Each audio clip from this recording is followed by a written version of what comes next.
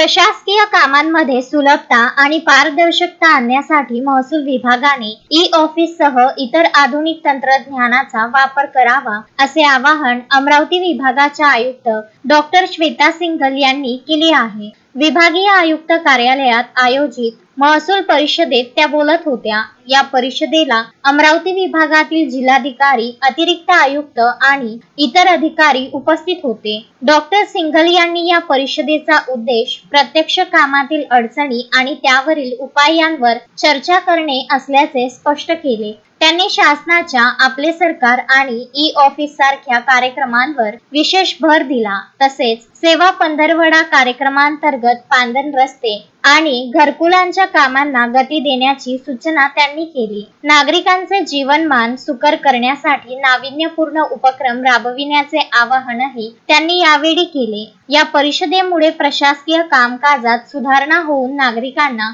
अधिक चांगल्या सेवा मिळतील अशी अपेक्षा व्यक्त करण्यात आली आहे। दूसरा आमच्या सेवा पंधरवडाचा चालू आहे, ज्यामध्ये पांधन रस्ता, तो पांधन रस्ते का हमारा प्लानिंग यहीं तक नहीं है कि हमें वो अतिक्रमण रेगुलराइज कराइए है।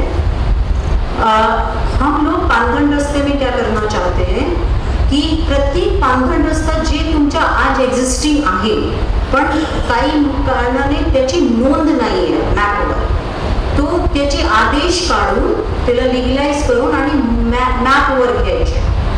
Vidarbha news bureau, Amravati.